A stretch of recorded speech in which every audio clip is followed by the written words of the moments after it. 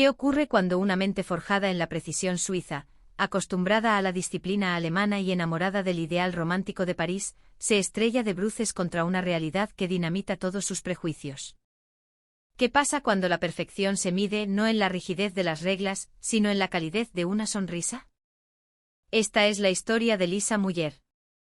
Una periodista suiza que llegó a España esperando encontrar el caos, la siesta y la fiesta. Y se encontró con la vida. Una historia que la obligó a reescribir todo lo que creía saber sobre el mundo. Y lo que es más importante sobre nosotros. Agarraos porque el viaje de Lisa va a hacer que veáis vuestro propio país con otros ojos. Mi nombre es Lisa Muller. Nací y crecí en Zúrich, un lugar donde el mundo funciona como un reloj suizo, puntual, predecible y perfecto. Como periodista de viajes, mi especialidad es analizar la infraestructura de las ciudades, la conciencia cívica de sus habitantes. He recorrido más de 60 países y mis columnas son famosas por su ojo crítico, a veces brutalmente honesto. Soy, lo admito, una perfeccionista incurable. La disciplina es el cimiento de mi vida. Un día, mi editor jefe me llamó a su despacho. Su oficina, con vistas al lago, olía a papel caro y café recién hecho. Lisa, dijo entrelazando los dedos sobre su escritorio de caoba. Tengo un encargo especial para ti. Un tríptico. Una comparativa de 3 grandes capitales europeas, Berlín, París y finalmente Madrid. Analizar la infraestructura y el civismo de Berlín, París y Madrid. La propuesta era interesante. Berlín era un reto que me atraía. La capital de la eficiencia, el orden teutón en su máxima expresión. París, bueno, París es París, la ciudad del amor, la belleza y, como yo bien sabía, también de la arrogancia y una sorprendente suciedad bajo su fachada romántica. Pero, ¿Madrid? ¿España? Mi mente se llenó de imágenes preconcebidas, clichés alimentados por décadas de reportajes superficiales en el norte de Europa. Sol, toros, siesta, fiesta. Un país ruidoso, desorganizado, bueno para unas vacaciones de playa, pero difícilmente un competidor serio en la liga de las grandes capitales. Un lugar donde la pasión desbordaba la lógica. Seguramente Berlín ganará por goleada, le dije a mi editor, casi con suficiencia. La disciplina alemana es inigualable. Madrid será un añadido pintoresco para dar contraste. Mi editor sonrió una sonrisa enigmática que no supe interpretar en ese momento. Lisa, ve con tus propios ojos. Juzga. Y luego escribe. Un buen periodista nunca viaja con el artículo ya escrito en la cabeza. Tenía razón, por supuesto. Pero mientras reservaba los vuelos, no podía evitarlo. Mi itinerario mental ya estaba claro: 4 días para desentrañar la perfección mecánica de Berlín, 3 para soportar el caos encantador pero exasperante de París, y apenas 2 para cumplir el trámite en Madrid. Empaqué mis cámaras, mi grabadora y mi cuaderno de notas, convencida de que el tiempo más valioso sería el que pasaría en Alemania. Mi viaje comenzó tal y como esperaba. Berlín fue un monumento a la eficiencia. Todo funcionaba. Los trenes llegaban al segundo, las calles estaban impecables, la gente seguía las reglas con una precisión militar. Pero era una perfección fría, metálica. Las sonrisas eran escasas, las interacciones transaccionales. Me sentí como una pieza más en un engranaje perfectamente calibrado, pero sin alma. Luego vino París. La belleza de la ciudad era innegable, casi dolorosa. Cada esquina parecía una postal. Pero la realidad cotidiana era otra. El metro olía a orina, las calles estaban salpicadas de basura que nadie parecía ver, y la famosa altivez parisina no era un mito. Conseguir una indicación era una prueba de paciencia, y una sonrisa de un camarero, un milagro. Era una belleza arrogante, una ciudad que se sabía hermosa y no sentía la necesidad de ser amable. Y así, tras una semana de contrastes, me dirigí al aeropuerto Charles de Gaulle para tomar mi vuelo a Madrid. En ese momento sentía más resignación que expectación. Si las 2 grandes potencias europeas me habían dejado un sabor agridulce, ¿qué podía esperar de la hermana pequeña del sur? En mi mente España seguía siendo un país de segunda división en el gran tablero europeo. El avión despegó, dejando atrás el perfil gris de París. ¿Qué me esperaría en Madrid? Me abroché el cinturón, preparándome para el caos. El primer golpe a mis prejuicios llegó antes incluso de pisar suelo español. El avión aterrizó en la Terminal 4 del aeropuerto Adolfo Suárez Madrid-Barajas, y desde el momento en que puse un pie fuera de la pasarela, algo fue diferente. No me recibió un pasillo gris y funcional como en Berlín, ni uno antiguo y abarrotado como en París. Me encontré en un espacio inundado de luz, con un techo ondulante de bambú que parecía una ola gigante y colorida. La arquitectura era espectacular, moderna, orgánica y sobre todo, humana. Sentí una extraña sensación de calma. Era sencillamente el aeropuerto más bonito que había visto en mi vida. Vale, esto es impresionante, pensé, pero seguro que es solo la fachada. Caminé hacia el control de pasaportes, esperando las largas colas y los rostros severos de los funcionarios de fronteras, una constante universal. La cola avanzaba con fluidez. Cuando llegó mi turno, me acerqué a la cabina y le entregué mi pasaporte a un oficial de policía de unos 40 años. Él lo tomó, lo escaneó y entonces hizo algo que me descolocó por completo. Levantó la vista, me miró a los ojos y sonrió. No una sonrisa forzada, sino una sonrisa genuina, cálida. Buenos días. Primera vez en Madrid, me preguntó en un inglés claro y sin acento forzado. Me quedé helada por un segundo. En Berlín, el oficial ni siquiera me había mirado. En París apenas murmuró una y griega. Sí, es mi primera vez, respondí todavía algo aturdida. Pues bienvenida. Espero que disfrute mucho de la ciudad y del sol. Que tenga un buen viaje, dijo, estampando el sello y devolviéndome el pasaporte. Salí de allí sintiendo que las bases de mi reportaje empezaban a temblar. Solo una sonrisa y unas palabras amables, pero era un gesto que rompía por completo con la frialdad y la indiferencia que esperaba. Recogí mi maleta y me dirigí hacia el metro. Las señales claras y concisas estaban en español, inglés e incluso con pictogramas universales. Imposible perderse. Mi siguiente prueba era el transporte público, el verdadero barómetro del civismo de una ciudad. Aquí vendrá el caos, me dije. Compré un billete. El precio me pareció ridículamente barato en comparación con el atraco a mano armada que supone el metro de Londres o París. Bajé al andén. Estaba impoluto. No había ni un solo papel en el suelo. El tren llegó en 2 minutos, exactamente como indicaba el panel electrónico. Las puertas se abrieron y entré en un vagón moderno, con aire acondicionado y asientos cómodos. Lo que más me impresionó fue la gente. Hablaban, reían, pero sin el estruendo caótico que yo asociaba con la cultura mediterránea. Un joven se levantó para cederle el asiento a una mujer mayor, un gesto que vi repetirse varias veces durante el trayecto. Un niño pequeño derramó un poco de zumo al suelo y su madre, sin dudarlo un instante, sacó un paquete de toallitas húmedas del bolso y lo limpió.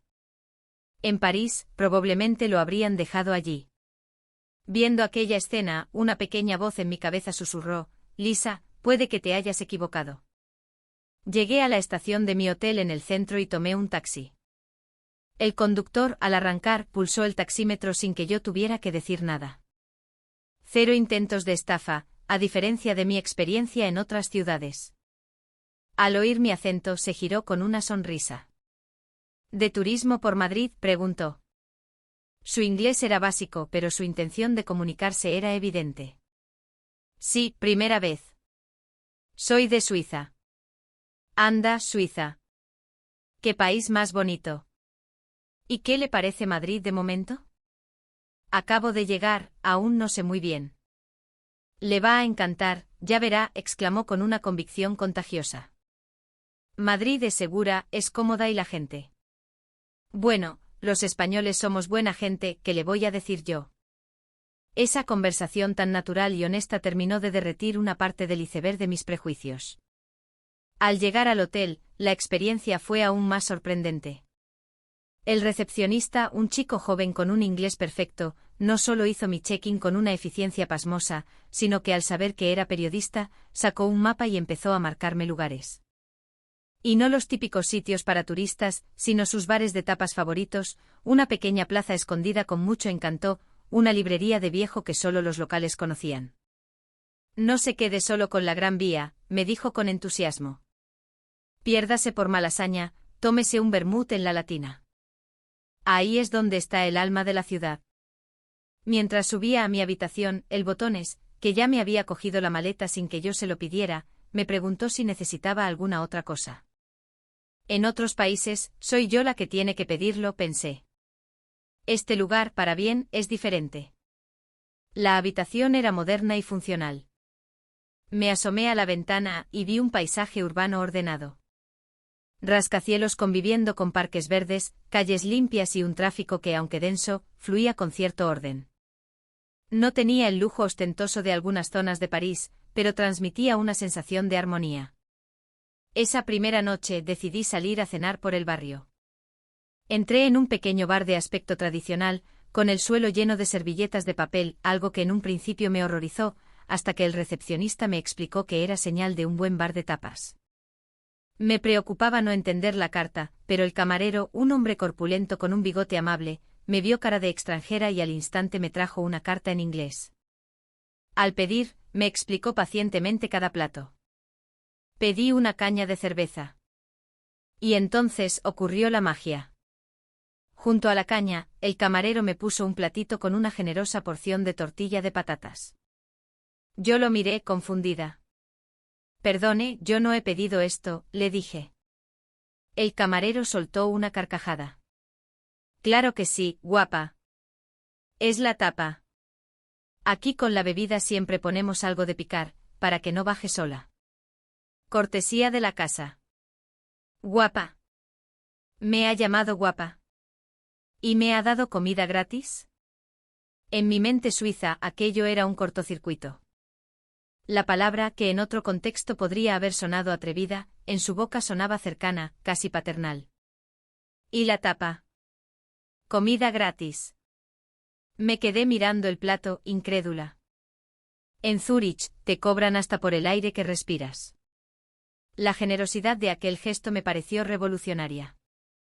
Al pagar, quise dejar propina, conmovida por el trato. El camarero me detuvo la mano con una sonrisa. No hace falta, de verdad. En España no es obligatorio. Con que vuelvas otro día, ya es la mejor propina. Salí de allí flotando. Caminé de vuelta al hotel pasadas las 11 de la noche. Las calles seguían llenas de vida, iluminadas y seguras. Vi a familias paseando, a parejas de ancianos sentados en un banco, a grupos de amigos riendo en una terraza. Podía caminar sola sin sentir ni una pizca de miedo. Esto era radicalmente diferente a la sensación de alerta constante que se tiene en París o Londres de noche. Madrid era vibrante pero no amenazante. Esa noche, tumbada en la cama del hotel, mi mente era un torbellino. Madrid era muchísimo mejor de lo que jamás había imaginado. Sin haber empezado siquiera mi investigación formal, ya había acumulado una montaña de impresiones positivas. ¿Cómo sería el día siguiente? Me dormí con una expectación que no había sentido en todo el viaje. A la mañana siguiente decidí explorar el sistema de salud de una forma inesperada. Una leve alergia al polen me había provocado un sarpullido en el brazo. En Suiza, esto habría implicado pedir cita con el médico, esperar días y pagar una factura considerable. Decidí entrar en la primera farmacia que vi, una con una cruz verde brillante. Dentro, una farmacéutica me atendió con una profesionalidad impecable. Le expliqué mis síntomas en mi inglés con acento. Ella no solo me entendió perfectamente, sino que me hizo varias preguntas para asegurarse del diagnóstico. Me recomendó una crema y me explicó cómo aplicarla. Al ir a pagar, me preparé para el sablazo. Son 4,50 €, dijo. Casi se me cae la cartera. ¿Perdón? ¿4 euros? ¿Estás segura? Ella asintió, sonriendo ante mi sorpresa. Sí, sí. Es un antihistamínico muy efectivo. Con esto se le pasará en un par de días. Salí de la farmacia con la crema en la mano, sintiendo que había descubierto otro secreto de este país. Un sistema sanitario accesible, eficiente y humano, al alcance de cualquiera, incluso de un turista con un problema menor. A mediodía, siguiendo otra recomendación, busqué un restaurante que ofreciera un menú del día. Entré en un local modesto, lleno de oficinistas y trabajadores. Por 12 euros me ofrecieron un primer plato, un segundo, postre, pan y bebida. Elegí una crema de calabacín, seguida de un lomo de cerdo a la plancha con patatas fritas caseras no congeladas, y de postre, un flan que temblaba con solo mirarlo. Todo estaba delicioso, comida casera, real. Mientras comía, calculé mentalmente lo que me habría costado un menú similar en Berlín o París. Probablemente 3 o 4 veces más. España ofrecía una calidad de vida asequible que en el resto de Europa parecía un lujo olvidado. Por la tarde me perdí por el Parque del Retiro. Vi a gente de todas las edades disfrutando del sol. Corredores, lectores solitarios, músicos callejeros, abuelos enseñando a sus nietos a montar en bici. No era la actividad frenética y orientada a resultados de un parque en Berlín, ni el postureo de los jardines de las Tullerías en París. Era simplemente gente viviendo. Disfrutando de su tiempo, de su ciudad, los unos de los otros. Vi a un grupo de adolescentes practicando skate, y cuando uno de ellos se cayó, los otros pararon para ayudarle a levantarse entre risas. Había una camaradería, un sentido de comunidad que era palpable. Me senté en un banco observando. Y por primera vez me di cuenta de que mi vara de medir estaba equivocada. Yo buscaba la perfección en la eficiencia y el orden. Pero aquí, la perfección residía en el equilibrio. El equilibrio entre el trabajo y el ocio, entre la modernidad y la tradición, entre el individuo y la comunidad. Alemania tenía orden, Francia tenía romanticismo, pero España. España tenía vida. Vida en mayúsculas.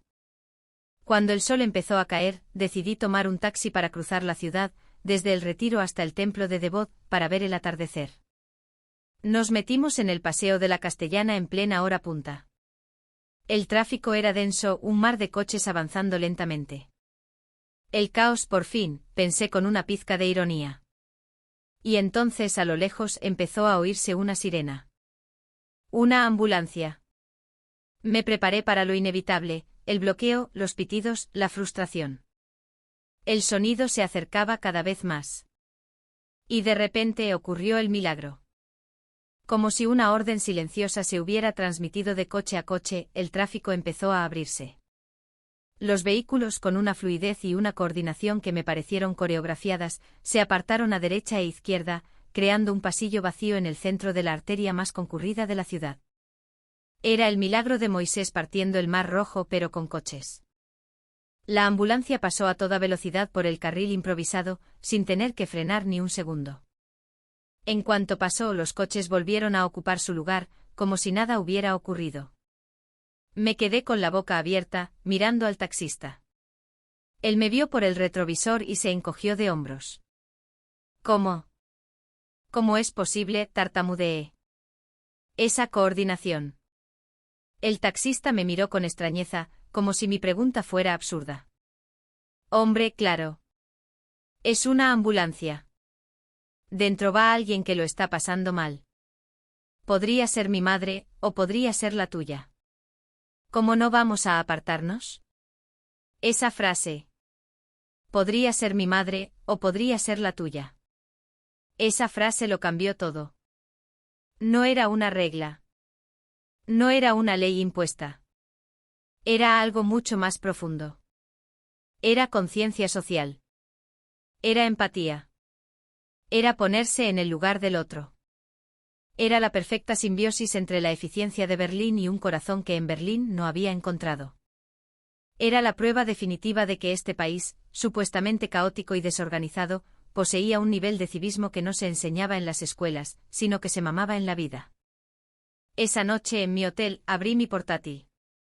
Borré el borrador del artículo que había empezado a escribir, aquel que hablaba de la superioridad alemana y el pintoresquismo español. Y empecé a teclear desde cero. Tecleé sobre una capital con uno de los mejores sistemas de transporte público de Europa. Sobre calles que se baldeaban cada noche hasta quedar relucientes.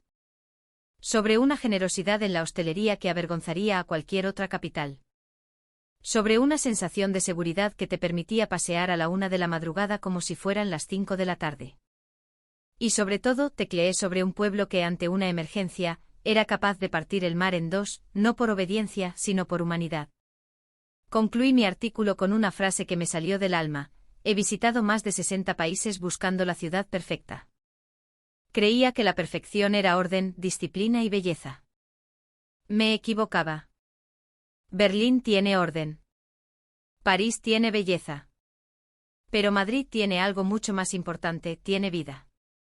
Y he descubierto que la mejor calidad de vida no consiste en tenerlo todo perfectamente organizado, sino en vivir en un lugar donde sabes que si un día estás dentro de esa ambulancia, el mar se abrirá para ti. Al día siguiente, en el taxi de vuelta al aeropuerto de Barajas, miraba por la ventana. La ciudad que 2 días antes veía como un mero trámite, se había convertido en un lugar especial, un lugar que me había enseñado una lección de humildad. No pude evitar sonreír. ¿Qué cara pondría mi editor? De vuelta en Zúrich, mi editora leyó el reportaje en silencio. Al terminar, levantó la vista estupefacta. Lisa. ¿Eres tú? Bromeó. Es la primera vez en 10 años que te leo escribir una crítica tan abrumadoramente positiva sobre un lugar. Soy yo, respondí con una convicción que me sorprendió a mí misma. Y es que este viaje me ha recordado por qué me hice periodista, para descubrir la verdad, no para confirmar mis prejuicios. Ahora, a veces, cuando el cielo gris de Zúrich pesa demasiado, mi mente vuela a Madrid. A sus calles limpias, a su metro eficiente, a su gente increíblemente humana. Pienso en la tapa gratis, en el guapa dicho con cariño, y en ese mar de coches abriéndose para dejar pasar la vida. Y entiendo que España es un país que el mundo todavía no ha entendido. Un país que ha logrado el equilibrio más difícil de todos: ser una nación moderna, avanzada y eficiente sin haber perdido ni un ápice de su alma, de su calor, de esa humanidad que te abraza en cada esquina. Ese es el verdadero lujo español. No el sol, ni la playa. Es la calidad de la vida. La historia de Lisa no es una anécdota. Es un espejo. Un espejo que nos devuelve una imagen de nosotros mismos que a veces, con el ruido del día a día, olvidamos. La de un país que funciona, y funciona muy bien. Un país solidario, seguro y acogedor. Ahora os pregunto a vosotros, ¿cuándo fue la última vez que os sentisteis orgullosos de algo así? Tenéis vuestra propia historia, ese momento en el que un extranjero se quedó con la boca abierta al descubrir cómo somos de verdad. Dejad vuestras experiencias en los comentarios. Construyamos juntos ese relato, el verdadero relato de España. Gracias por acompañarnos en este viaje.